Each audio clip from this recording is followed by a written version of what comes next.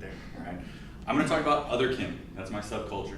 I'm going to go over the history. I'm going to go over the beliefs and values. I'll go over their way of life and living. Same thing. Started back in the early 70s. Really caught a boom in the 90s when online and the internet and everything like that came to be. So there's kind of a deadpan state, but we're going to go over that and basically dig right into who they are, what they do, and all those good things. So, first point, the history of otherkin, who they are and what they are. Basically, otherkin are people that look like humans, but consider themselves not to be humans. They consider themselves to be mythical beasts, supernatural entities, dragons, elves, things like that. Look at them. They're amazing. All right.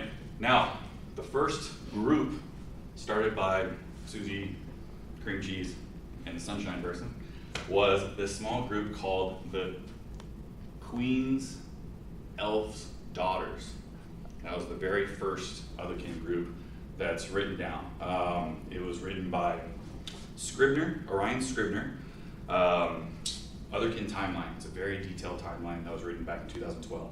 And from all intents and purposes, the only thing that was found between letters and everything like that was this group called the Elf Queen's Daughters. So from the 70s all the way up until the 90s, this was basically the only group that was around. Once the 90s came around, mailing lists were able to come about. All of a sudden, this big boom of different species was allowed to go ahead and come to the forefront. Now, going into that, all the different species were things like goats, fairies, vampires, werewolves, merpeople, right? All these things. We go into their beliefs and values. They believe, a majority of the subculture believes, that there are an infinite number of parallel universes, all right? And that's where they root the idea that non-humans exist, supernatural beings exist, mythological creatures exist. Basically, they're saying that they were just born in the wrong universe, all right? Somewhere out there, their world exists where they're, whatever that is, but they're out there, and they just happen to be here, all right? But with that, the values get really, really hard to pinpoint. If it was just an elf community, that'd be one thing. But because the internet came out and you had thousands of new species, a werewolf isn't going to believe what a mermaid believes, and so on and so forth. So there was a lot of conflicting beliefs and values, but the one thing that they did believe in was that parallel universes existed, and they just happened to be on the wrong one. All right. Let's go into their way of living. Now, how can one some culture with so many different species coexist? That's a tough one, okay? They are rooted deeply online.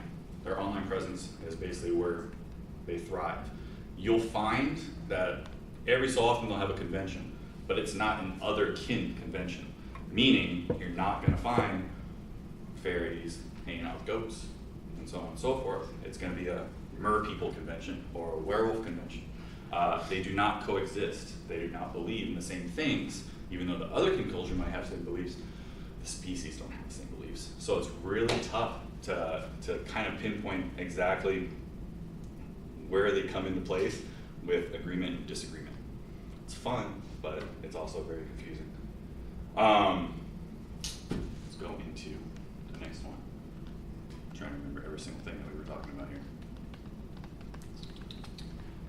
Okay, so what we went over was the history, beliefs and values, and the way of living.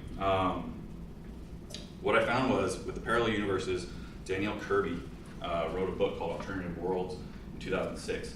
And what they stated was exactly what I said before, that every single person just believes that there's multiple number of universes, and unfortunately, they were born in the wrong world, all right? Scribner's alternative timeline as well went back to their way of living, showing that even though one group has a specific value or belief, another one might not believe it as well. In fact, within the culture too, they argue whether or not they're actually doing pagan religion or if it's just mental disorders.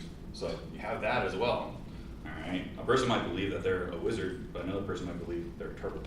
So some of them don't believe or agree with all the other ones too.